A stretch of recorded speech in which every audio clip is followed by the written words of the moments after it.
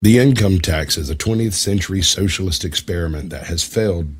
Before the income tax was imposed on us on just 80 years ago, government had no claim to our income. Only sales excise and tariff taxes were allowed. Alan Keyes.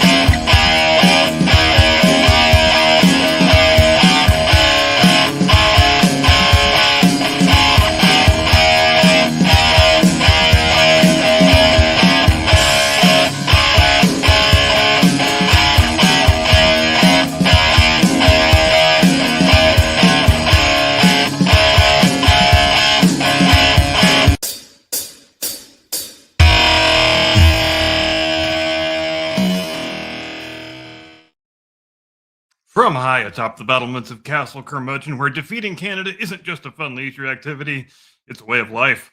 Good evening, Mr. and Mrs. America, and all Zambonis at sea. Welcome to the Blast Radius. Delighted to have you with us tonight. And yes, full disclosure, I didn't watch any of the Olympics this year. In fact, I haven't watched the Olympics in a good number of years, since the Olympics, like nearly all sporting competitions, have been utterly ruined by the imposition of dumb political activist bullshit. But having said that, when the gold medal game in hockey is the USA versus Canada, I will make a one-time exception for that. And I'm glad I did, because today, on the 46th anniversary of the Lake Placid Miracle on Ice, the Americans defeated Kazakhstan 2-1 in overtime for our third ever gold medal in hockey. I guess we have to say men's hockey now, but whatever.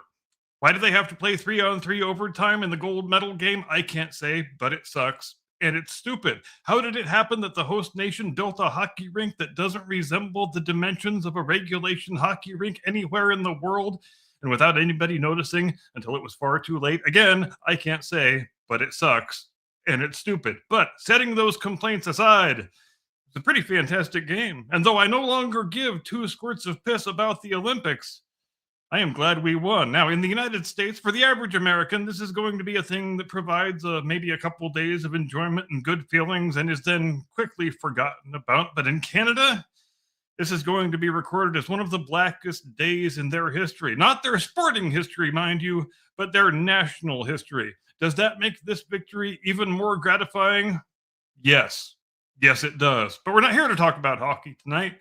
We're actually here to talk about something much sexier and more exciting: tariffs. Now, as you have most assuredly already heard by now, 2 days ago, the Supreme Court handed down a 6-3 decision in which the majority held that President Donald Trump exceeded his authority under the International Emergency Economic Powers Act of 1977, a law that was passed by Democrat majorities in both houses of Congress and then signed into law by a Democrat president in which Congress invested the chief executive with the authority to, at his own discretion, identify and declare economic emergencies related to international commerce and to take whatever remedial measures he deems appropriate, including the imposition of tariffs and other associated duties. But since Trump is the president now, the Washington establishment doesn't necessarily believe the things it believed 49 years ago. And if there's anything we know about the Washington establishment, it is that Chief Justice John Roberts is one of its very favorite sons. And if there's anything we know about John Roberts, it's that he hates Donald Trump with the white hot burning intensity of 1,000 suns. Roberts has been looking for an opportunity to get into a dick measuring contest with Trump and thus assert the continuing supremacy of the Washington establishment by kneecapping some major aspect of his second term agenda. And I guess he thinks that he has found it here. The legal rationale isn't much to write home about, really. The majority opinion, authored by Roberts himself, makes the rather fanciful argument that Trump needed to go back to Congress and ask them to confirm on a case-by-case basis the authority that the 1977 Congress already exclusively invested in the president.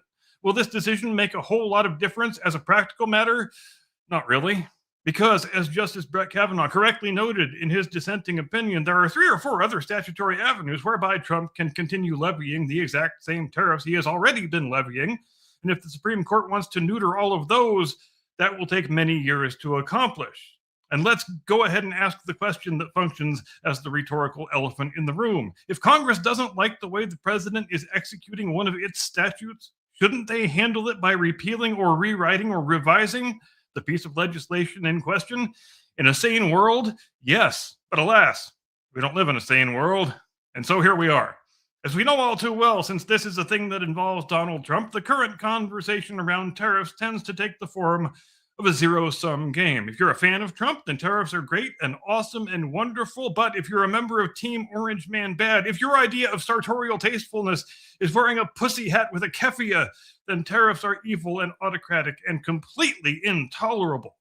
This has the predictable result of turning a conversation about a subject of great nuance and complexity and its historical scope into your typical online flame war where 2 opposing camps of low information morons just scream abusive epithets at one another. But here on this program, we don't play that game. Here on this program, we believe the 30,000-foot historical view is the view that matters most. Why? Because all events in the present day are a culmination of a long series of previous events that transpired in years and decades and centuries past.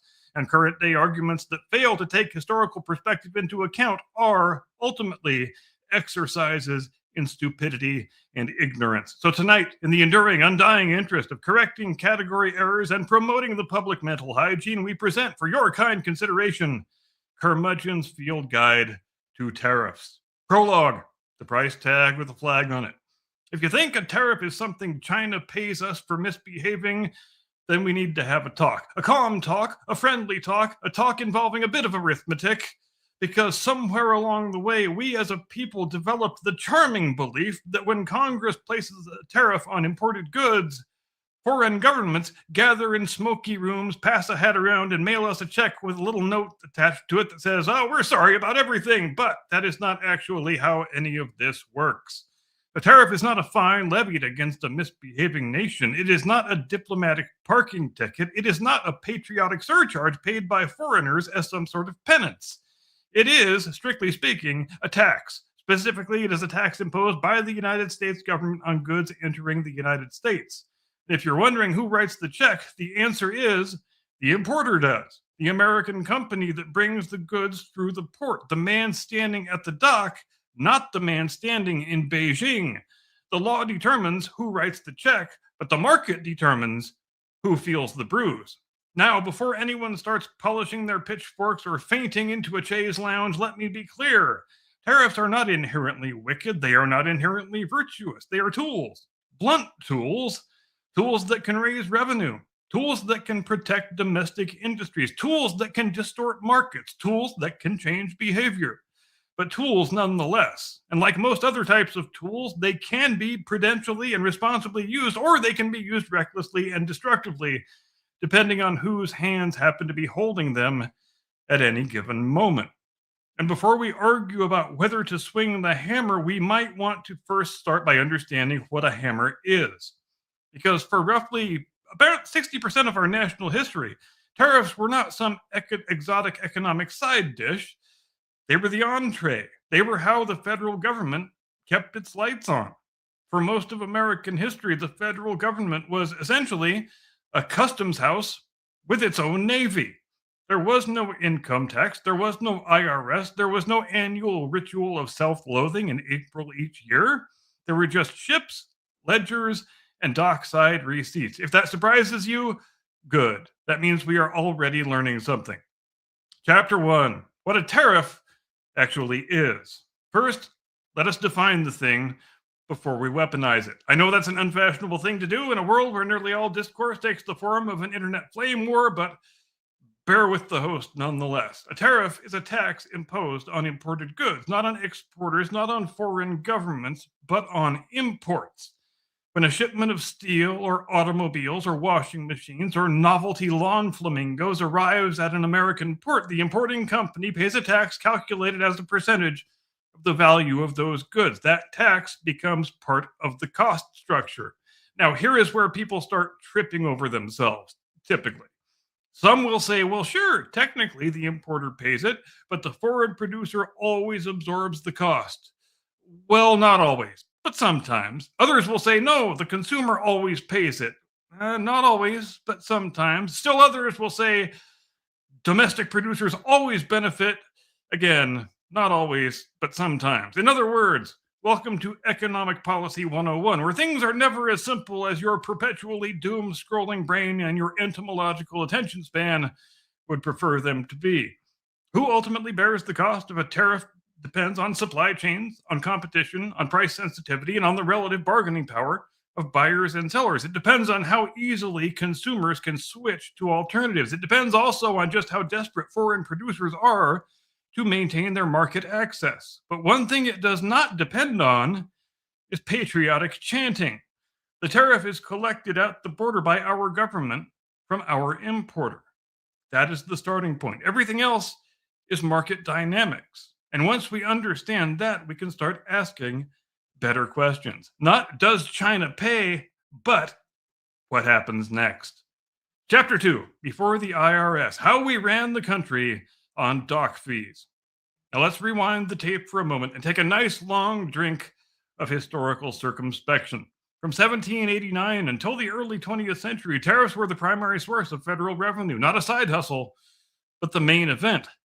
The Constitution itself gave the Congress the power to lay and collect taxes, duties, imposts, and excises. And in the early Republic, duties, meaning tariffs, did most of the heavy lifting. Why was that? Because the federal government was small, really quite small, in fact. There was no sprawling administrative state. There was no Social Security. There was no Medicare. There was no assistant deputy undersecretary in the Department of Alphabet Soup. The federal government built a navy, maintained a few post roads, serviced war debts, and kept the republic stitched together rather loosely. And that was about it. If your government fits inside a shoebox, then dock fees will cover the rent nicely. And this is where things start to get interesting, because tariffs were not merely fiscal instruments, they were political explosives. In 1832, South Carolina decided it didn't much care for a federal tariff law that it considered unfair. So the state legislature passed what was called the Ordinance of Nullification, in which it declared that the tariff was going to be void within its borders. And now you've got a problem. Because if a state can simply opt out of federal law, you no longer have a federal government. You have something closer to a suggestion box. Yes, the first shot of the Civil War was fired in South Carolina, but it was not fired at Fort Sumter in 1861. It was fired nearly a full 3 decades earlier when the state declared that it could unilaterally nullify a federal tariff. Before the cannons, before the uniforms, the fight began with a customs schedule.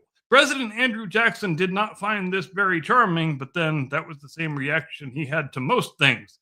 He threatened force.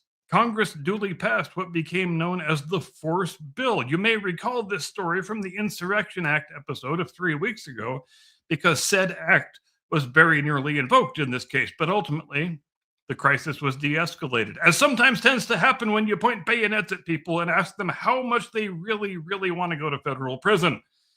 But the principle was nonetheless established, and it was a principle that said tariffs are not just economic policy, they are constitutional stress tests. They forced the country to confront a question that would not stay buried. Is the Union supreme, or is it optional? That is not a minor footnote. That is a tectonic signature on the civilizational Richter scale. Chapter 3, Protection versus Revenue, Pick a Lane. In the early republic, tariffs were primarily about revenue.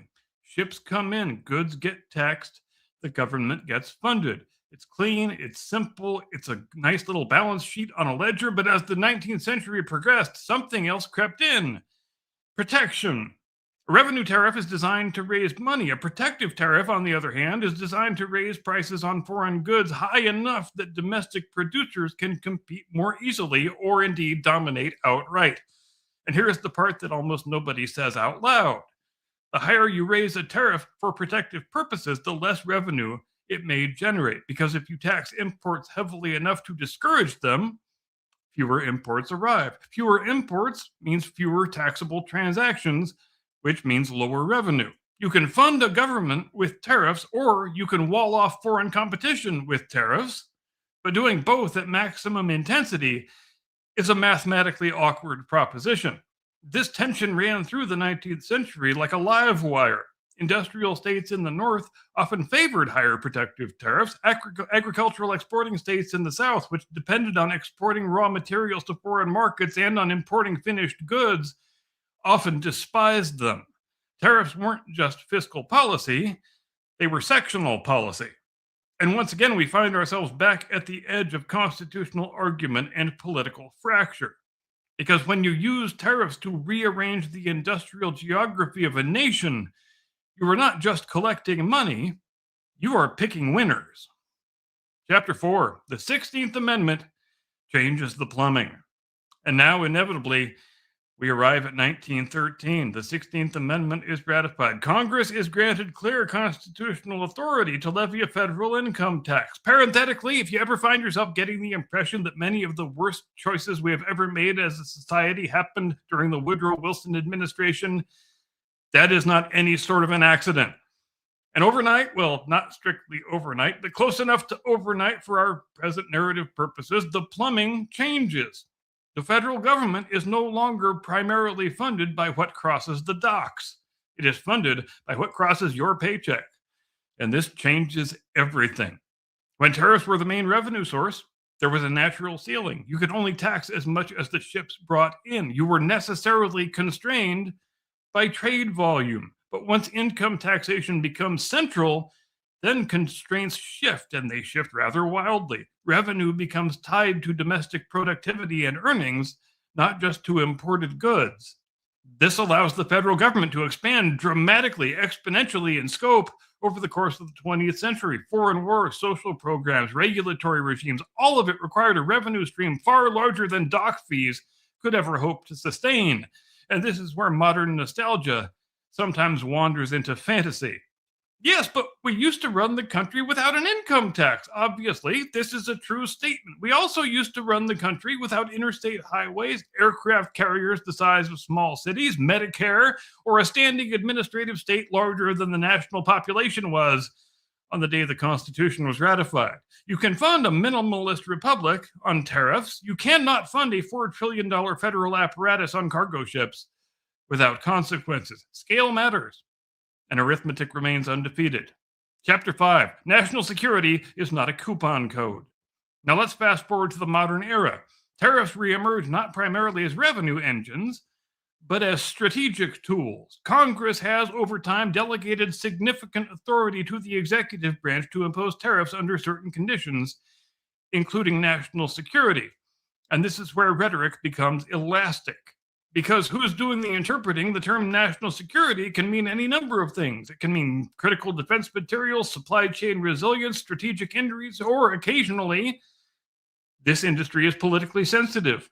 The Constitution grants Congress the power to regulate commerce with foreign nations, but modern statutory frameworks allow presidents to act with considerable discretion and latitude, which means tariffs are not just economic levers. They are separation of powers levers. And whenever executive authority expands in the realm of trade, you're not just arguing about steel or semiconductors. You're arguing about constitutional architecture again. And this argument is not a new one. It is just a new chapter in a much more venerable argument about how power flows in a federal system. Chapter 6, the Georgia-built revelation. Now let's address the thing that almost everyone misses in this discussion. The purpose of a tariff is not always to collect money, and it is not always to permanently block imports. Oftentimes, the desired outcome is behavioral change. Imagine that you're a foreign automaker. The United States imposes a not insignificant tariff on imported vehicles. You have the following options: absorb the cost and reduce your profit margin, raise prices and risk losing market share, or move production inside the tariff wall. Option 3 is frequently the entire point. If you want to sell into the American market without paying the tariff, well, you can build your factory here. You can hire American workers. You can source your components domestically. You can produce inside the boundary. And suddenly the tariff disappears because the product is no longer an import. The goal was not punishment. The goal was relocation. That is why your brand new Japanese car might have been assembled in Georgia. It's why foreign steel companies invest in American mills. A tariff is, in part, a sign on the door that reads, if you want to sell here, maybe you might consider living here. Now, does that gambit always work? No, of course it doesn't. Does it always produce efficient outcomes? Again, no, it doesn't. But when it works as intended, it doesn't reduce trade to zero. It changes where trade happens. That is a far subtler distinction than most cable news panels and hyperventilating podcast bros have time for. Chapter 7, Smoot-Hawley, or How to Start a Trade War Without Firing a Shot. Now, no discussion of tariffs escapes the gravitational pull of 1930. The Smoot-Hawley Tariff Act raised U.S. tariffs on thousands of imported goods during the early stages of the Great Depression. And in popular memory, it has become the economic equivalent of lighting a cigarette at a gasoline refinery. The simplified story goes something like this. Congress raised tariffs, other countries retaliated, global trade collapsed, the Great Depression got worse. There is, to be sure, a kernel of truth in that argument. Other nations did respond with retaliatory tariffs. International trade did contract sharply in the early 1930s, but let's resist the temptation to reduce history to a cartoon. The Depression was already well underway before Smoot-Hawley ever passed. Banking failures, monetary contraction, and structural weaknesses were already doing considerable damage. Smoot-Hawley did not single-handedly cause the Great Depression. What it did do was pour sand into an already seizing gearbox. When global demand is collapsing and you raise barriers to trade, that doesn't create resilience, it creates rigidity. And when everyone retaliates at once, that doesn't have the effect of protecting domestic industry, it just shrinks the pie. This is the cautionary tale. Not that tariffs are evil, but rather tariffs deployed into a collapsing global economy can amplify contraction. Tools, context, timing. Swinging a hammer during an earthquake does indeed have consequences. Chapter 8, the thing everyone pretends won't happen. Tariffs are unilateral. Trade is not. If the United States raises tariffs on another country's exports, that country has political incentives of its own. Domestic producers over there demand protection. Politicians respond. Retaliatory tariffs are not exotic, they are predictable. And retaliation does not have to match product for product. If we tariff steel, another country might tariff soybeans. Now, you're not just arguing about industrial policy, you are reshuffling pain across regions and across industries. One sector gains insulation while another sector gains ulcers. This is why trade policy is never just about economics, it is about coalition management. Every tariff creates beneficiaries, losers, and a lobbying cycle that never ends. Once imposed, Tariffs develop constituencies. Industries that benefit from the protection rarely volunteer for exposure afterward, which means tariffs can be politically sticky even when their original justification has faded. And here is the uncomfortable truth. Trade wars are rarely declared. Rather, they are products of accretion, a measure, then a response, then a countermeasure, until suddenly everyone is holding fewer customers and issuing more press releases. Chapter 9. Could tariffs replace the income tax? Spoiler alert, no. This is the part where nostalgia takes a deep breath and then leaps off the bridge. Once again, it is tempting to say, well, yeah, but we funded the federal government with tariffs for most of our history. Why can't we just do that again? It is a question with a one-word answer: scale. The modern federal government spends trillions of dollars annually. To replace the federal income tax entirely with tariffs, you would need to either astronomically raise tariff rates or massively increase import volume, or you would need to reduce the federal government to 19th century proportions, which wouldn't be a bad thing. Don't get the host wrong. But option 3 would require a political revolution. Options 1 and 2 collide with arithmetic and behavior. Raise tariff rates high enough to replace income tax revenue, and you drastically reduce import volume, which then shrinks the taxable base. If tariffs successfully suppress imports, then revenue falls. If imports remain high enough to fund the government, domestic producers face continued foreign competition, undermining the protective goal, and the math refuses to cooperate because it just doesn't math. Remember the earlier tension.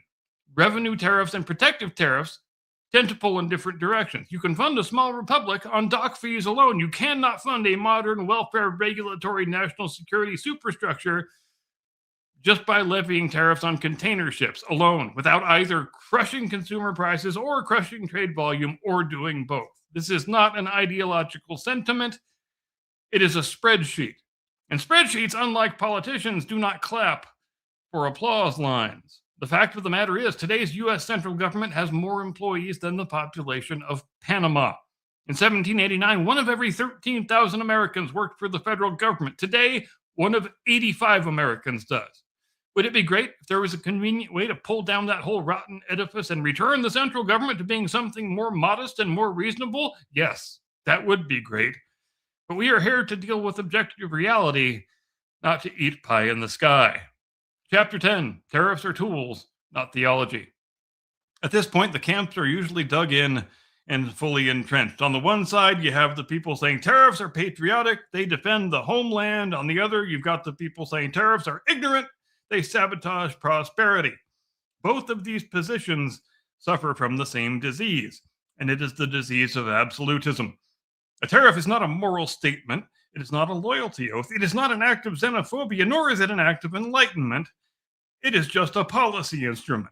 Like any instrument, it can be used strategically, used clumsily, used temporarily, used permanently, used as leverage, or used as political theater. Sometimes tariffs successfully nurture emerging industries. Sometimes they entrench inefficient ones. Sometimes they encourage foreign producers to relocate inside of the tariff wall. Sometimes they invite retaliation that harms exporters. Sometimes they raise revenue efficiently. Sometimes they quietly become a consumption tax borne by domestic buyers. The question is never, are tariffs good? The question is, what problem are we trying to solve? And is this the right tool for solving it? If you treat tariffs as sacred doctrine, you stop measuring outcomes. If you treat tariffs as forbidden heresy, you stop examining context. Either way, you've replaced economics with catechism, and policy is a poor place for religion. Epilogue: the Customs House and the Constitution. Tariffs have financed the federal government. They have nearly fractured the union. They have protected industries, and they have provoked retaliation. They have reshaped supply chains. They have been wielded by Congress. They have been delegated to presidents. They have funded a minimalist republic and been sidelined by a modern superstate. And through it all, they have remained what they always were: taxes at the border. Not magic, not treason, not salvation, and not doom. Just a lever. A lever that moves capital. A lever that moves prices. A lever that sometimes moves politics more than markets. If you want fewer tariffs, argue from math. If you want more tariffs, argue from incentives.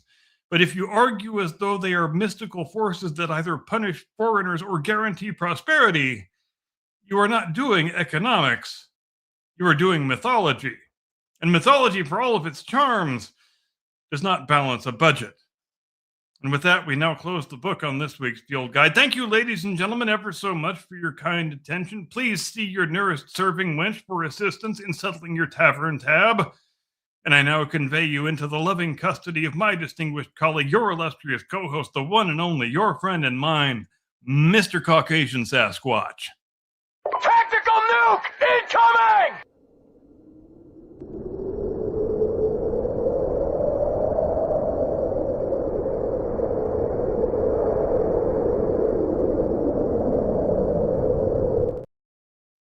Good evening, ladies and gentlemen. Welcome to the Blast Radius. This week, I've found a good movie. I'm going to have to go find the title again. I texted it to him earlier, but we'll get to that. I was walking down the street the other day, and I accidentally slipped, tripped, and fell into some of this. Can you believe this shit? Yeah, I know this one. Oh, dude, this is one of my favorite jokes. How much more repression, how big a trade deficit and loss of jobs for the American worker, and how much more dangerous proliferation has to exist before members of this House of Representatives will say, I will not endorse the status quo. As I mentioned, it's about jobs, proliferation, and human rights. And there are those who say we shouldn't link human rights and trade and proliferation and trade. I disagree. But if we just want to take up this issue on the basis of economics alone, indeed, China should not receive most favored nation status for several reasons that I'd like to go into now. I'd like to call the attention of our colleagues to this chart on the status quo that the business community is asking each and every one of us to endorse today. Right now, we have a $34 billion trade deficit with China, the 1995 figure. It will be over $40 billion for 1996. Since the Tiananmen Square massacre, this figure has increased 1,000%, from $3.5 billion then to about $34 billion now. In terms of tariffs, I think it's interesting to note that the average U.S. MFN tariff on Chinese goods coming into the United States is 2%, whereas the average Chinese MFN tariff on U.S. goods going into China is 35%. Is that reciprocal? On export, China only allows certain industries into China of U.S. Work right. So at this point, it behooves me to point out that if you took this speech and put a Donald Trump voice over it with AI, no one would know. Yes. And on that same note, there have been a lot of clips of Senator Joe Border Hawk Biden doing the rounds this week. And again, just like you just said, if you replace those Joe Biden words with a Donald Trump voiceover, nobody would question it for even a moment. Because as we know, as anybody who's been paying attention to American politics and government for longer than 15 minutes knows, for 35 years, Joe Biden was one of the biggest border hawks in the United States Senate, not just among the Democrats, but among either party. Being a border hawk was one of the central components of Joe Biden's political brand. And that is exactly what kept him on freaking brand for the steel workers and the unions and all of that stuff. Without that border hawk mentality, Joe Biden never got elected. And then in the ultimate irony of all time, he winds up being the president who throws open the border and lets in God knows how many million illegal aliens. Yeah, no one has any clue. They keep bandying around numbers, but if you go look into like the methods of people crossing the border, like for instance, we don't even have numbers for the Canadian border. I mean, we do have numbers, but that's retarded. You can literally put on a backpack and have an afternoon walk. And the numbers from the southern border only consist of the people we encountered. They don't consist of the people who sneaked in that we undetected and we never saw them. Because, and let's just take a moment to consider what the real numbers actually look like when you take that factor into account. Right. And then beyond just the southern border, yet again, how many rode in on ships? How many showed up at stowaways? How many came in as workers and just didn't leave, right? Yeah, and on top of that, add millions and millions of overstayed visas, expired visas, revoked visas. It's not just border jumpers we're talking about here. There's many different components in this witch's brew of illegal immigration and people residing unlawfully in the country. I love It's that. not just people hopping the fence, not by a long shot. Yeah, no, I love that a witch's brew of illegal alienship. It's fucking brilliant, dude. That is great. Industries into China, and therefore only 2% of U.S. exports are allowed into China. On the other hand, the U.S. allows China to flood our markets with a third of their exports, and that'll probably go over 40%. And it's limitless because we have not placed any restriction. In terms of jobs, this is the biggest and cruelest hoax of all. Not only do we not have market access, not only do they have prohibitive tariffs, not only are let in very specific. I was hoping we'd get by that. Sorry, don't mind me. That came up with the last person I showed this to. Specifically. But China benefits with at least 10 million jobs from U.S.-China trade. The president, in his statement requesting this special waiver, said that China trade supports 170,000 jobs in the United States, 170,000 jobs, whereas our imports from China support 10 million jobs at least. Fact is that U.S.-China trade is a job loser. And one of the reasons that it is.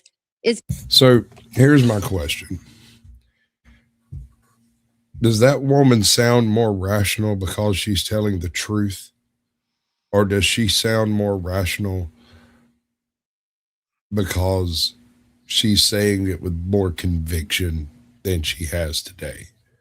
She sounds more rational because she's speaking in 1996 and there is a Democrat president running for re-election. So we need to pretend we are more serious about this stuff than we actually are so that our party can remain in power. We have to drift back toward the center so that we can win and then lurch back to the left.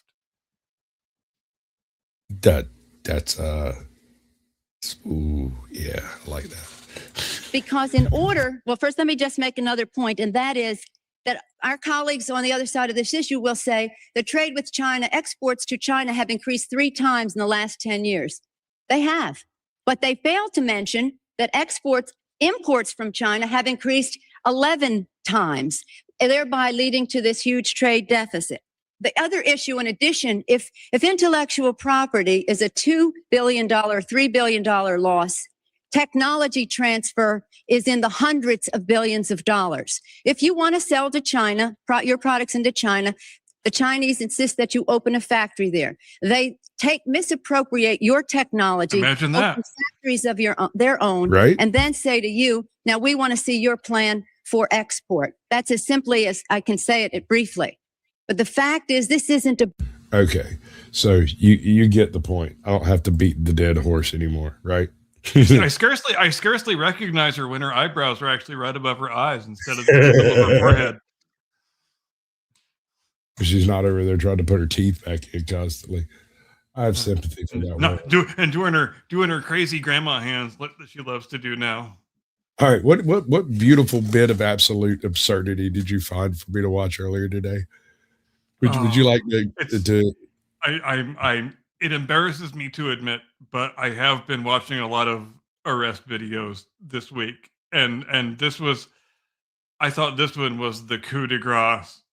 Because most of these types of videos, they're pretty straightforward. You've got a person acting like an idiot, acting like an entitled, ignorant, bumbling fool. And you're obviously rooting for the cops because, the cops are just trying to get through their workday. And I don't know how they do that job and deal with those types of people without sticking a gun in their mouth at the end of the day. But that's beside the point. This one, I went through a whole series of emotional feelings when I was watching this one because there were points where I was rooting for the 2 tweakers.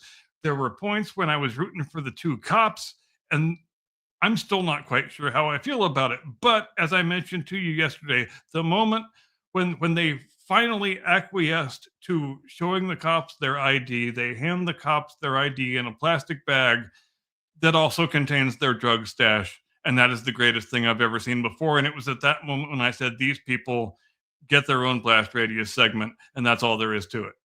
Right. They've got to have it. And so, ladies and They gentlemen, gotta have it. with no further ado, I give you two of what might be the dumbest tweakers on earth. We're in Key West, Florida, by the way, just to set the scene, and it's just before 7 o'clock in the morning. Right. This isn't the beginning, though. We got to go back to the beginning. it is. It's just that they do that little hooker clip right at the beginning. Yeah. You're right. Yeah. I apologize. Okay. So to caveat everything here, or rather a brief overview, these people are at a park early. It's some point in time before the park technically opens, right? And they have the park opens at 7, and the cops approach them, and it's 5 minutes to 7. Okay, so which I think is kind of a shit move, but whatever, dude. Florida tweakers. I think so too, and that was my first instinct when I started watching the thing. So, do you reckon the park not being open was a pretextual stop to search these folks for tweaker grease?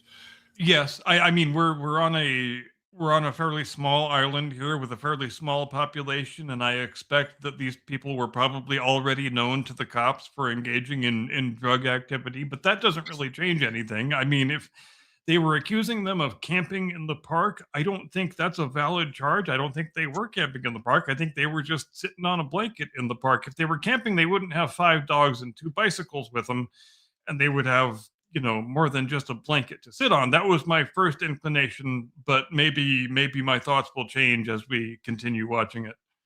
So let's find out. To a couple who pulled out a gun to threaten people in a restaurant. I didn't want it to be shown for that reason, because I was afraid that they were going to think that I was trying to do that. These are times when dumb couples get humbled by cops, starting with this couple, who treated the park as if it were their own private home. We're going straight. How are we trespassing though? There's tons of other people that were just here too. Ordinance that says Just because y'all got us instead of them, that's not fair. That's not right. On October 16th, 2025, police patrol officers discovered a couple by. All right, so I'm not sure. On October 16th, 2025, police patrol. We've got And 3 the AI dogs. voiceover got the date wrong, didn't it? Yeah. The couple are laying on a blanket. They've got 2 bicycles and 3 dogs, and all 3 dogs. I think 5 dogs, a whole bunch of dogs. 5 dogs, a whole bunch of dogs, whole dog pack, right? And they're tied up to the same tree over here, right? Yeah. This does not look like a campsite to me. Is it possible nor that to they me. is it possible they slept there last night? Maybe, but I mean, even It is even in Key possible, West to do flights. and you would think, I mean, at least I would think that if someone is calling the cops and asking for it to be checked out, that they wouldn't have just shown up at 6:50 when the park opens at 7. That they're, like I said, either they were already known to the police and the police wanted to talk to them about other things, or they had slept in the park overnight. But they obviously were not just asleep. They're not covered up by blankets or anything. They're just sitting on a blanket on the ground. So I'm not sure exactly how to feel about that aspect of it. Yeah. Now there is one thing that you can interpret from this scene. They've been there for at least 20, 30 minutes, right? It takes that long to calm enough dogs down to tie them all to the same tree. I mean, that's got to be a trick to start Yeah. with. Get your blanket out, park your bikes, do whatever you do before you lay down. I mean, it's not like you pulled up, flopped down on the blanket, and then the cop showed up. So, Yeah. Yeah. I mean, if you're trying to pin me down on a most likely scenario, I'm thinking they've probably been wandering around the island all night, tweaking out, and they have stopped in the park to rest for a little bit. got here a little early or way early. Yeah. My question is, have they been there for 2 hours or have they been there for 10 minutes? That's what I'm trying to determine. Because if they got there for 10 minutes, that cop really should just fuck off, right? Just in Exactly. general. unless they have other extenuating Right. circumstances to pull them up on. So, like, they already know they have a warrant out of Colorado or Massachusetts or something, and they're just Yeah, like, if okay, it's- when you're trespassing, you're in the park, get in the car. If it's just a couple of normal people minding their own business who got to the park walking their dogs, get 5 or 10 minutes before the park opens, then yeah, that's an absolute dick move on the part of the cops. If that's the surface level reality, but Right. we're not sure that it is. Well, regardless of whether they have Go Fast juice or not. Exactly. Because without being an asshole to start with, they never find out about the rest of it. Well, yeah, and that's a secondary issue anyway. If they had just shown the cops their fucking ID, the worst case scenario would be that they get a ticket and they send them on their way. Maybe a But the ticket. Yeah, Tip- maybe a ticket if the cop really wants to be a dick. But the chick decides that she wants to stand on principle, as women often do in these types of videos. I shouldn't have to show you my ID, motherfucker. And while I agree with her, shouldn't and Yeah, not going to are two different things. precisely. I mean, because technically speaking, in the barest sense of the law, they are trespassing out of hours, right? Yeah. So at worst, they get they basically, what happens is the worst. But at best, you can hope for is for them to show up and be like, get out of here, kids. Stop being so, go get a job, like cut your hair, get a job. Either that or I write you an infraction for loitering and it's a $20 fine or some shit. Yeah, whatever it is, it's Patrol officers discovered a couple violating park hours. The police had no idea that this couple was incredibly unpleasant. Well, the park is closed. Can I see your guys' IDs? I need your IDs. We literally just got out here. Well, the park is closed. Until 7. It's not 7 o'clock yet. And it's like a few minutes till 7. All right, so I need your IDs because you're in the park after hours. We literally just got here, but okay. But I need your IDs Other first. people walking their You dogs understand? as I need your IDs. all right. So the ID thing, Yep. technically speaking, because they are trespassing, right? In order to write a formal trespass, assuming that's all that's going to happen, they have to get the IDs to formalize all of that. So Yeah, because you can't write a citation to man 1 and woman 2. You have to know who you're writing the citation for. but that being said, hypothetically speaking, what happens if they don't happen to have an ID on them, right? At that point, the second he's like, hey, you're being detained, I need a ID, and you're like, I don't have an ID, he'll be like, full name, date of birth, location of residence, right? Well, yeah. The thing I'm wondering is, what if this was 7:01 instead of 6:55? Because when the cop makes his approach, they are technically in violation of the city ordinance that says you can't be in a public park before opening time. Opening time is 7 o'clock, and that then gives him the opening, the window to demand identification and potentially write up a ticket or an infraction or whatever. But if it's 7:01, then does he have the right to do that? I don't think he I does. don't think so. I don't think so. But that's the pretext is the fact that you're here out of hours. I can now ID you. Yep. And basically it's the classic running for warrants and all that stuff. Or like you said, they already know these people and they probably maybe got a few calls about them. I mean, this is an island. There ain't a whole shitload of people here. It don't take long to get to know everybody.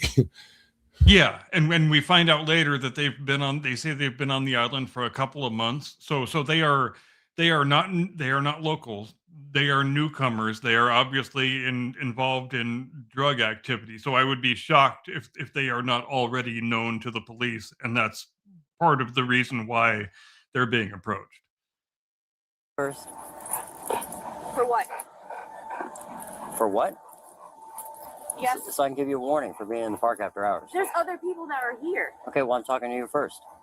And I'm telling you, we literally. Are you going to just give me your got IDs here. or no?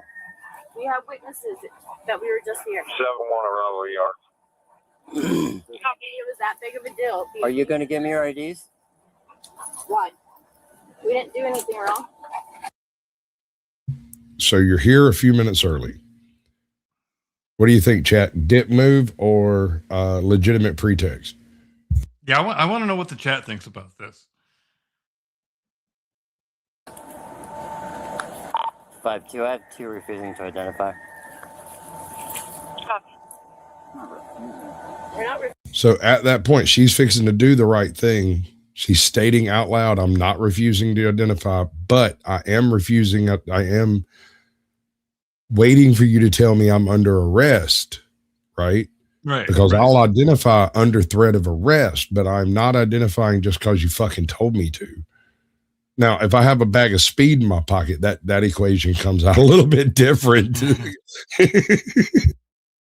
But having said that, if you have a bag of speed in your pocket, shouldn't you be all the more eager to just show them your ID and cooperate as obsequiously as you can so that they just don't have any more pretext to search you and find your bag of speed?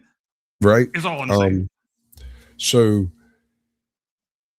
unless you know there's a warrant for you out of Georgia and that once they run that ID, they're going to find it and they're going to take you in. And unless you're keeping your ID, and unless you're keeping your ID in the same Ziploc bag that your stash is in, which I guess is a pretty big complicating factor. Yeah, I could see that being a problem, but I mean, as long as it's not like the only bag she has, as long as that Ziploc bag is inside of another bag that isn't see-through, we might have a shot at this. And no, it's not. No, we're gonna see him hand it to the cop. Oh my God. And then we're going to see the cops go, did these people just give us their stash with their IDs in the same bag? Well, I do not have IDs in my hand after I ordered you to give them. So. We don't need an ID. Okay. Well, you guys are not free to go. They are now legally detained. You need to identify. Is this motherfucker wearing a goddamn crown? The hell is that? It's a very strange type of headgear. You totally can't tell. Okay. You totally can't tell there are a couple of tweakers. It's a real surprise when we find that out. I mean, the fact that he's wearing the Bruce Lee starter kit. Exactly. I Exactly. don't know. We're gonna go to jail. We're just being told that we have to leave at 7 I just need you guys to hand over your IDs so I can give you an after hours warning. We weren't here. We just got here, bro. You just told us we can't be here, so we're leaving. But I don't know your names. How am I going to document the IDs? All right. I think she doesn't just need- walked over to get poop bags from the public poop bag dispensary over there. Possibly. Mm. And we just heard him say he's not even gonna give them any sort of infraction or ticket. He just wants to give them a written warning for being in the park during non-business hours or whatever the correct term is, non-park being open hours. So just show him your fucking driver's license for Christ's sake, dude. Because we're coming right back at 7 o'clock. We're going to walk out, and then once it hits 7, we're going to walk back It's in. literally only 6:55. Park opens up at 7 o'clock. Are you going to ID yourself or not? We just got here to the park, and we're having issues already because they set up. 7-1 is calling. Okay. Here's another question for chat. Is she calling her daddy or her lawyer? You know, that's one of my favorite things about these videos and the women in them, specifically the women. It is just the women, the way they are about they wield their phones like it's some combination of an offensive weapon and a protective talisman. Like the phone is always in their hand and they're always gesturing with the hand that has the phone in it. And they seem to operate in the belief that if I'm looking at my phone and pretending to swipe things and tap things, that means the entire outside world doesn't exist, and I don't have to deal with anything or anybody. And smartphones are an even bigger problem than female psychosis, and I don't say that lightly. Or maybe the one feeds into the other and makes it exponentially worse. But and the freakouts that we see women have in these videos almost always hit peak volume when they are deprived of their phone or when the Yes. cop tries to touch their phone. That is, everything goes nuclear at that point. Well, I mean, that's where all the evidence of her cheating is. She can't have that out of her control. I mean, we're not dealing with the upper crust of society here. And lately, from what I understand, if we were, it would be a much worse situation going on in the park at 6:55. And quite often there's some aspect of, well, my uncle's a cop or my dad's a lawyer, so I need to use my phone to contact him, and then he's going to tell him you have to let me go or else you're going to lose your job. There are so many of those examples in these videos. It's just freaking hilarious and so precious that people actually think that because they've got a relative who's a cop in some other state, in some other jurisdiction, God knows where, or a lawyer, not, a real estate lawyer, a copyright lawyer, some random kind of lawyer, that just because you know a person with that job description, it means that you are going to get them on the phone, and that is going to completely absolve you of the crime that you have committed. And the cop is going to say, oh my God, this changes everything. You've got an uncle who's a cop in New Jersey. I apologize. You are free to go. Get out of here. Contact capacity.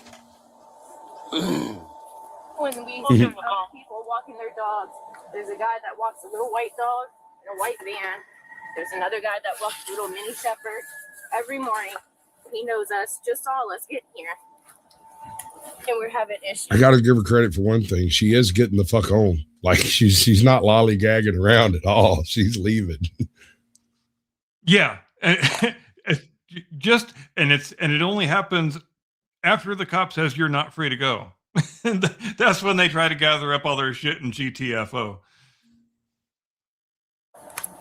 Please tell me the reason for that. Are you guys still refusing to hand over your IDs? There's no need to. We don't have to. You just gave us our warning, so we're heading out. The couple seemed annoyed from the very beginning, but when the officer insisted on checking their IDs, their attitude quickly changed and they began to step away. At first, So here's an observation. Looking at the fact that they have a small dog pack rolling, they do at least have enough water for at least a few hours, depending on how hot it is and how much activity they get involved in. Right. Right. I mean, there's at least a gallon of water there. So that's a good sign that they're at least semi-responsible people. Yeah, and I from what's in this video, I see no reason to believe that they actually weren't just out bicycling and exercising their dogs early in the morning. Whether they're tweakers or not, I see no reason to disbelieve that. Right. Yeah. First, it seemed they realized the seriousness, but in reality, the situation was about to escalate. But I'm going to be honest with you. As a cop, I would probably stop and ID that dude based on his hat. Oh, y'all can't see his hat. Hold up. Y'all can't see his hat. Let's, how do I do this?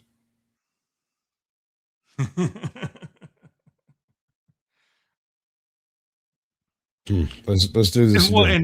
And there's another interesting aspect of this whole interaction that at the start of it, for the first few minutes, it looks like they've got, the normal standard type of millennial relationship dynamic where the woman does all the talking and the woman is clearly in charge and the man is just a handbag holder who stands in the background staring at the floor, not saying anything. But eventually, after they're on their bicycles, we eventually get to the point of the guy saying, "Sweetheart, can't we just show him our fucking IDs and get going?" Because you can tell there's the unspoken subtext of, do we want this guy to find our stash and go to fucking jail? Or how bad do you want to stand on principle here, sweetheart? Can't we just show him our fucking IDs? I mean, come on. There's another option. And this is the thing that drives me ape shit. You could stare that man straight in the face and say, "I'm sorry, sir. I didn't bring my ID. I wasn't driving anywhere, but I will name my name and comply verbally," which is perfectly freaking legal. Right. Yes. And then no bag gets taken out and nobody has to go to jail unless she's got a warrant somewhere. And I apologize for being in the park off hours, and I assure you it will not happen again. Oh no, fuck all of that. Just comply just enough to get away with your speed and your weed. I don't care about the rest of that. Well, it's just a matter of how bad do you not want to go to jail, ultimately. Late. Come on, guys. Come on. Harassing us to no 5-2. They're still refusing to identify. They're walking out towards the parking lot. You don't have to identify ourselves when we did nothing wrong. There's tons of. It's literally 5 minutes to the park's open. You're gonna harass us. We need to harass everyone else that comes out here. And walks their dogs. Come on. All right, I'm gonna follow you guys. So he's already made the verbal statement, and I know a lot of people are gonna like hate me for this. Once he says you're not free to go, the debate on whether or not you're leaving the park is kind of over. It is over. Yep. Do what the nice man with the gun says. And you're not going to gain anything by standing on principle and trying to live in the world that you would like to exist rather than the world that does exist. Well, we shouldn't have to show our IDs because we were doing nothing wrong. Yeah, it would be great if that was the world we lived in, but it's not, sweetheart. Right. And there is something to be said for you do your fighting in court, not on the side of the road, but also the process is part of the punishment, and there's no escaping the process. Yeah, and I'm glad you brought that up because that is also a common feature in many of these videos where the people who refuse to cooperate and refuse to comply very often do it on the basis of, well, you have to prove that I did the thing or else I won't cooperate. And no. That is not how any of this works. The ticket that the cop is giving you for the speeding or the whatever traffic infraction Ordering he's here accusing, before. yeah, that is just an accusation. The proof happens when you go to court and argue it in front of the judge. And if the state successfully, satisfies the evidentiary burden that you did the thing, then you were guilty of the thing, and the judge imposes but we don't litigate proof on the side of the road, or these people didn't do that, so it doesn't necessarily apply in this instance, but it happens so often in these types of videos that people just don't have the faintest idea, especially the people who think they know all about the law and what their rights are, but they don't have the faintest idea how any of this actually works. There is no burden of proof for a traffic stop. Giving someone a ticket, signing the ticket doesn't mean you're admitting to anything. It just means you're going to come to court and fight the charge or plead guilty to the charge, as the case may be. But you don't get to refuse to comply because the cop isn't proving to your satisfaction that you did the thing. That's not how any of this works remotely. True. The Fourth Amendment is firmly ensconced in this particular stop. And I don't agree with what the cop's doing. I don't approve of it at all. I think it's a full-on dick move to show up and do this for citationship. Yep. They are literally just generating revenue, and I don't think that shit should fly. I think the judge should throw that shit out immediately. But here's where everything goes haywire. When you go to the judge, initially this was going to be a citation, allegedly, right? Actually, just a warning. Just a warning. Right. Due to not stating her name, date of birth, and yada yada yada, that should have satisfied the requirements, and she wouldn't have had to bring the Fourth Amendment into this at all, right? Exactly. He would have had no reason to go any further than that, unless she has charges in some other state or something, or some other county, and she knows that, which might be a reason not to. Because whether or not you got meth in the same bag with your freaking ID or not, they never know that if you just give them the verbal ID. And like you said, you can go fight it in court. Now, I was saying the process was part of the punishment. In the modern court system, a freaking early being early violation, whatever that is, being there when closed violation is not the kind of thing you get a fucking jury trial with, right? Mm-hmm. And Yeah. and 90% of the time, the judge is just like, fucking pay us, bam, get out. You And know, like it's a you, and like you, $20, like you were saying $30 fine. before, maybe the most prudent possible play for them was to say, I'm really sorry, but I don't have my ID on me. We were just out taking the dogs for a walk. I didn't grab my wallet, but I am happy to give you my name and date of birth and social security number. You can run me through the database, and that probably would have been enough to satisfy the cop. I want you to listen to this because it's funny.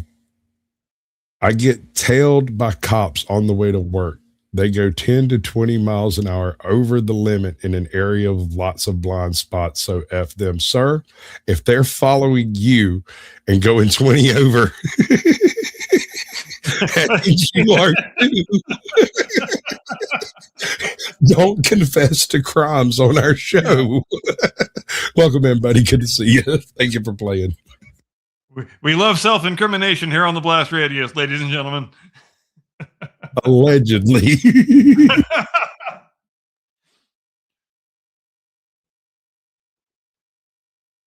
All right. I like John DeNicola. He's been around for freaking ever, and he's got a question, so we're going to entertain this, right? Let me ask you all this. What obligation do I have to speak to police and aid their investigation? Because he's writing a physical warning, it's not just a verbal warning, and technically he has the authority to ID you in order to verify to command that you were giving a verbal warning at least once, so that when you're out here tomorrow at 5 a.m., they can just hook your ass up and take you downtown, right? Yeah, I know generally it's speaking, important. if I'm not mistaken, I think this is in every state thing where if a peace officer wishes to identify you and ask for your ID, even if you're just minding your own business, going about your day, I think you're obliged to do it.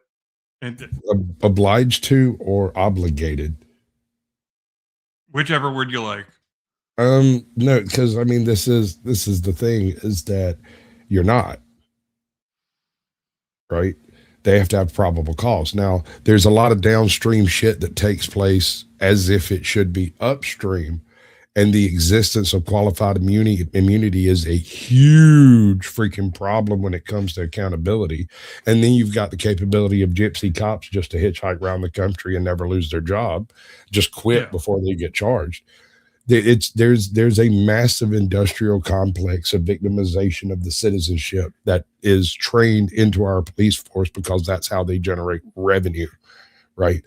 And that sucks. I hate it. I don't like it. And anywhere I can, I speak out against it. Is this a legitimate stop? Yes, it does appear so. Is this a legitimate IDing? I see a legitimate IDing here myself. Do I like it? No. Do I think it should have happened? If I was the judge, would I kick it out? Probably. But at the same time, there were other options they could have done that didn't involve grabbing their freaking bag. What up? You want me to read out? You want me to read out the answer the AI just gave me? Okay, sure. We'll do that. Whether you are obliged to show ID depends on your location in the U.S. and the specific circumstances of the encounter. Generally, you do not have to provide identification during a consensual encounter, which is defined as a casual conversation where you are free to leave. So there's the determining factor. Once the cop says they are not free to leave, that's when they are obliged to show identification. So I think we've cracked that one. Well, not necessarily show. You keep saying show identification. That's not the requirement to provide identification. You can do it verbally. I've done it. It gives further elaboration here. If you are driving in all 50 states, you must show a valid driver's license, vehicle registration, and proof of insurance if pulled over for a traffic violation. Passengers generally do not have to provide ID unless the officer has reasonable suspicion of a crime involving that specific passenger. There's another section called Stop and Identify States. As of 2026, roughly 26 states have stop and identify laws. In these states, if an officer has reasonable suspicion that you are involved in a crime, you are legally required to identify yourself. In most stop and identify states, you only need to state your name, address, and date of birth.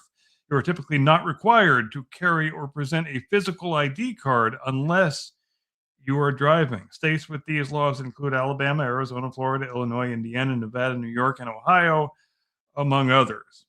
However, Section 3, states without stop and identify laws. In states like California, Pennsylvania, and Texas, you are generally not required to identify yourself, even if you are being detained, unless you are being formally arrested or are the driver in a traffic stop. Even in these states, refusing to identify yourself during a lawful detention can sometimes lead to an obstruction charge if it interferes with the officer's duties. Right. And that's why in almost every case where someone refuses to ID, the cop immediately threatens to charge them with obstruction, whether it applies or not, because they don't really know and they don't really care. Right. Yeah, it's more of a cudgel to try and provoke the desired outcome. And that's not cool. Like, I don't appreciate that shit at all. Right. Correct. That is not cool. Back before I was a YouTuber and I had all this wonderful experience with all of the lawfare that takes place in the universe, I stopped and asked the cop for directions and that motherfucker ID'd me. And I left that interaction highly confused and weirded out because that's a different. Yeah, no, I mean, he wouldn't say a word to me. And then when he did give me directions, he was like, take a left and go to the end of the road. But he didn't tell me where to go after that. I got to the end of the road and it was like a little 5 points kind of situation. And I was like, fuck. Anyway, that's the kind of shit that does not promote public trust in law enforcement. Exactly. And frankly, I don't appreciate it. Wrong button. Come on, let's go. Come on. Let's go. Delta 5-2, do you have charges on them? 10-4. They have 3 large dogs with them, so I'm going to wait until I head back up. Come on, let's go. We did nothing wrong. Copy. Come on, for yours off. They're both in the park after hours and refusing to identify. Walk your dogs out there early in the morning that we know. You just saw us get here early as well. All right, I'll tell you one more time. You guys need to stop and identify yourselves. We did nothing wrong. There was no problem. You're in the park after hours. We said, okay, we would leave. You're camping in the park after hours. That just saw us. And there are people that come out here with their dogs and walk the loop as well. If you're going to discriminate us, then you need to go against everyone else. There's no reason for it. No reason. Still all you have to do is identify yourself. Why though? We don't have to. You get a warning. You guys asked for I told IDs you all the multiple time. times. There's no reason for it. We have a lawful investigation that we have to do. Lawful investigation. There was no investigation. There is. There is no reason to hand you our IDs. It is our right and a commitment. I told you you're in the park after hours. In violation of park We rules. got our warning. We literally just got here. You can't get a warning unless it's documented. It's a verbal warning. It's a verbal warning. It's a written warning. He Nope. said it was a verbal warning. So No, he never said a verbal warning. No, He said he it never said that. official warning. She's hallucinating things that were not said. She's tweaking, so there's that. I did not There say is that. that. We're going straight how are we out. trusting? And this is There's Florida. tons of other people that were just And it is here Florida. too. This is Just no because camping. y'all got us instead of them, that's not fair. That's not right. We What did about nothing everyone wrong. else that's walking here at the same time? Exactly. How do you know he didn't talk to anybody else? Because he just pulled up. I just saw him. And here's my other question. Why didn't at least one of them ID themselves so they could leave with the dog while the other person had the argument? That would be another good way to go. Right? Because, I mean, somebody's got to take the fall. I mean, knowing that you've got drugs on you and you're liable to go to jail if they are discovered, it's just not the right time to stand on principle, sweetheart. Maybe stand on principle when you're not carrying drugs. What do I know? Well, I doubt there's a time when she's not carrying drugs. You raise a fair point. I will give you that. Literally just saw him. Pull up. Didn't even stop to talk to Oh, him. no, not the blue gloves. Fuck. For what reason? Dum, dum, dum. Yeah, y'all are going to jail now. The blue gloves are on. You guys are literally camping. day, bro. The two insisted they were just following their routine and not breaking any serious rules. The argument grew increasingly tense. So what? We're not camping. This is our daily. Okay, so that's one of the points right here. The only thing that actually makes this even approaching an obstruction charge is the fact that they were here out of hours. That fact that everything else that takes place all hinges on the fact that you were here at a time when they can legally issue for you being here. So yeah, and whether it's by 3 or 4 or 5 minutes or not really makes no difference. Well, yeah, do what the nice man with the gun says is a really good point. Sometimes you need to just obey the instructions of the nice man with the gun. As much as we don't like it, sometimes it's the prudent course of action. You know, and I've never understood it. The way I see it is this: you have a choice. You can go ahead and ID at this point, and maybe you get away with this. Maybe they hand you a piece of paper, you sign it, and you get up, you grab your dogs, and you freaking leave. Maybe, right? That's the best possible outcome you could hope for. The only chance that happens is if you comply. On the other hand, if you decide to die on this hill today, you might actually die on that hill, and B, anything that takes place after the ID refusal is kind of on you, because you are doing illegal shit. You are breaking the law. You know you are. So exactly. What are we doing? And you had every opportunity to resolve the thing and take your warning and go about the rest of your day when there was only one cop there. But now there's 3 cops there, and you're pretty much going to jail now. So I hope the hill was worth dying on. Right. Time, place, and manner restriction. I mean, I'm not sure. This wasn't a protest for one thing. They were just in the park after hours. Like, if it had been a group of kids, he'd have ID'd them fucks too. You know what I'm saying? Like, but I kind of think that maybe you might have a point there with the whole it being they know of these people somehow. I think they're trying to identify them so that they'll be able to pick them up and deport them off Key West later. Routine. Y'all are just trying anything. He's trying to hit us with anything. It's ridiculous that you're asking me to get this warrant. That's what's ridiculous. That you guys have harassed us this much. I've never met you. How are you harassed? I've never met you. You call it the heebie-jeebies, and I'll call it the word. But those dogs were extremely well mannered till that man walked up. It's funny how that happens. And I'm going to say that if I was there with those dogs, now is when I would identify for sure. Because if my dog's trigger on a particular person, I'm going to take that as a hint. Yeah, because as soon as your dogs don't like the next cop that shows up, there's a whole other universe of charges that you're liable to start catching now. Well, beyond that, just I trust my dogs. And if my dog says that guy needs to be barked at, well, not my current dog because he barks at everything. He's half blind. But, typically I trust dogs over people. And none of those dogs liked that guy. They were cool with both the other officers. None of them made a sound until that guy showed up. Right. So now I give them my identifying information. Not you, though. All the other officers. All the other officers? There's only a few nice ones. Hey, it's okay. We literally just got here. We saw 2 other people that we know that come out here earlier than us and walk their dogs. Like, what the hell, guys?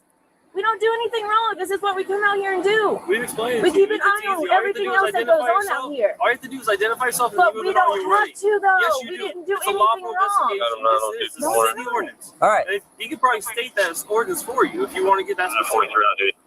Are you guys going to identify yourselves or not? Last I don't have chance. my ID, so You want to give me your name? sure, maybe. But why? What did we do that was wrong? Sweetheart. All right, get off the bike. Turn around, put your hands behind your back. Now. No, Now. I will give you my ID. Get off the bike. I've got my ID. You just said you don't have it. I don't have a rest. I know, right? Yeah, But that's come the on. thing. That's the part that breaks me on this particular thing. She never had to actually find that fucking card. That's not required. She could have just Nope. stated her name, date of birth, whatever other information. And like I said, as soon as that dog went to barking at that one cop that walked up, are you damn right? I mean, sir, I hate to be that guy, but that guy hurts people. You probably could have gotten away with giving him a fake name and a fake date of birth if all he wanted to give you was a written warning for being in the park after hours. At the beginning, Realistically. yes. Yeah. At the beginning. Now they're going to run your entire yeah. fucking history. Oh yeah. Now they're in a whole world of shit. Well, Reza, Get off the please bike. let go of me. Please let go of Get me. off the bike. I will give you my Get off the stuff. bike. Please Get off the let bike. go. Get off the bike. I will, but will you Get off please the let bike. go? She talked like she was starring in her own courtroom drama, except there were no facts, just excuses. And her logic was basically, if I'm a few minutes early, it's legal. Ma'am, the only thing you're winning here is a ride in the back of a police cruiser. Just let go. I didn't do Get off the anything. bike. I didn't do anything. Get off the bike. This is Put your not other hand on your back. Now. This is not necessary. Would you please stop? This is against the right. Please stop. I didn't do anything wrong. I love you. Please. Please let me go. I've never met you. I've really had There's to other one. He's going too. He's got to be detained. I'm just irritated. There's no reason to be irritated. You would have been gone 10 minutes ago if you just identified yourself. You put yourself in this situation. You understand that, right? Your hard-headedness put you in this situation. It's early in the God gave morning. you two I'm ears and sorry. one mouth for a reason. Shut your mouth and open your ears. I'm You would have been sorry. gone. And I'm sorry. Obviously It's you early in did. the morning. So, I barely got any sleep. Do you have anything else on you? historically speaking, we refer to that as cops planning. Yeah. And now they've got half of the goddamn Key West Police Department out here dealing with these two freaking Yeah, right. drinkers. How many fucking cops does Key West have? That might be all of them. That's a good point. Yeah, I know. At 7 o'clock in the morning, it probably is.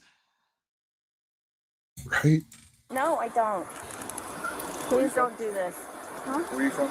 I'm from Daytona. How long have you been in Key West? A couple months. Back and forth. I think now you probably know, man. Identify yourself as you're asked to identify by a police officer. Doesn't matter how tired you are, how much you've had to eat, how much you've had to sleep. It doesn't matter. It's different here. You're going to learn that. Today, the hard way. I'm not a But bad two have person, one to so say. please don't talk to me like that. Talk to you the way I want to talk to you, ma'am, because you were asked simply to identify yourself by a uniformed police officer and refused to do We so. have identified So much ourselves to so the many point times. where you have 1, 2, 3, 4. So about that is that is an inappropriate interpretation of the law, sir. It is not required to identify until you have been found doing something wrong. She should identify in this case. He is correct on this point now, but that interpretation, the way he stated it, is the reason why citizens hate cops. You're not wrong. Units coming here. It was All you had to necessary. do was get your. Who decides that? You? Did you go to the police academy? Do you have a law degree? No, but I Do you know the policies of the Key West You know Police this- Department? Thank you. Okay. You identify yourself when a police officer asks you. It's really just that simple.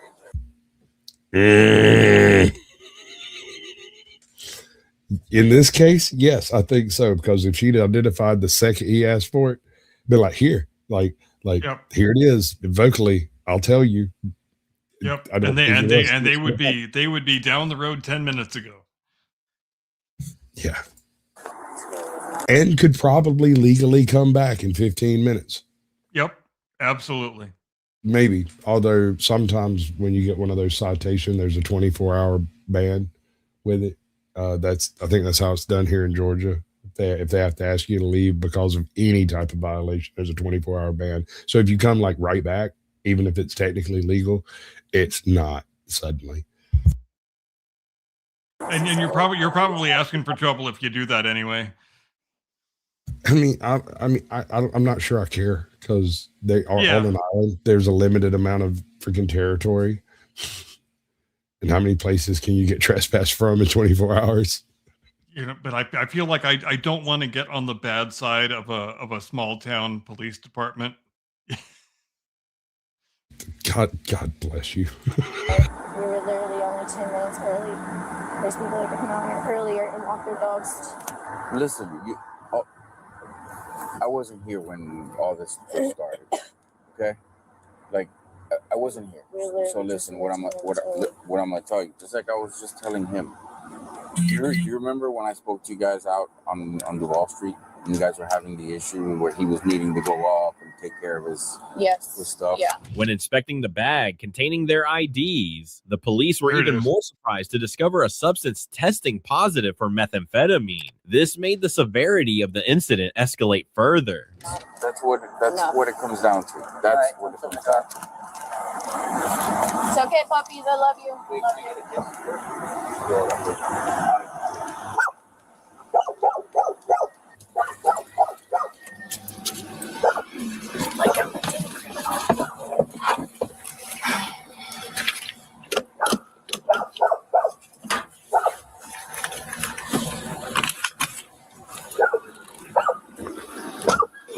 Do you have their IDs?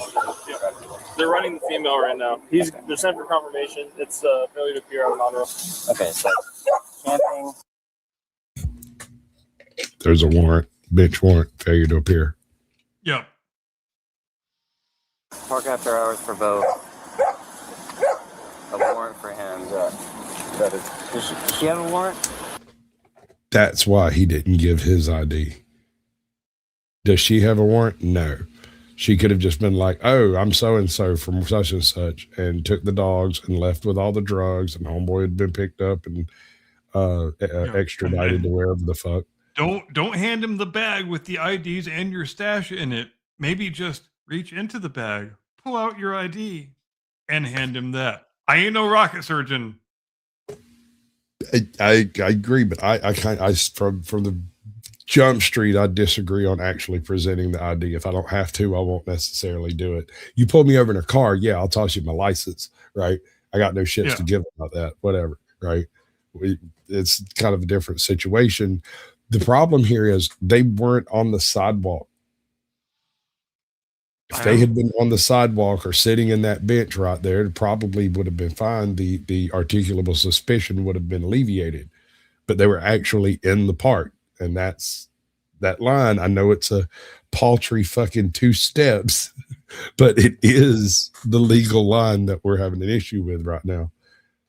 I feel like I was right that this video was fertile ground for discussion.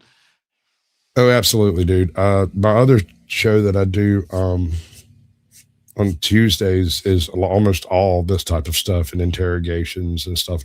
Karen's going crazy and whatnot. Yeah. They got weed and blood.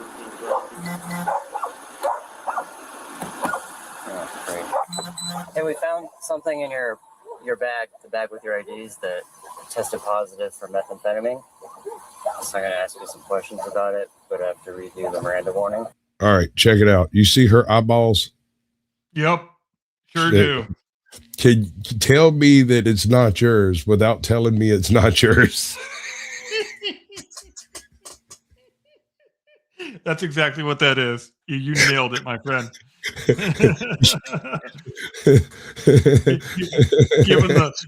Giving the boyfriend the big wide side eye treatment. I bet you better take full fucking responsibility on this shit. I got dogs to take care of, you sick fuck. But you're sweetheart, you're the one that wanted to stand on principle. So, let's not pretend there's not culpability both ways here. That pretty much trashes that out. I want to go into a good movie, right? I want to bring happiness and joy to the whole fucking universe. Now, you'll be sad when you finish the movie, but it's a damn fine film. It's got Samuel L. Jackson. It's got what's his fucking name? Bill Paxton. It's got everybody in it, dude. It's fucking awesome. And didn't Bill Paxton die? This is not a recent film. This is not a new film. Got it.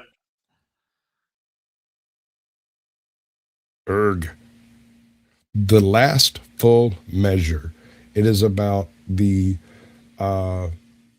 fight to get to confirm a Medal of Honor to a U.S. enlisted airman, one of only 3 ever issued in history, and the story behind it and how it came that he didn't get it in the first place and why he deserved it and what it took to get it for him.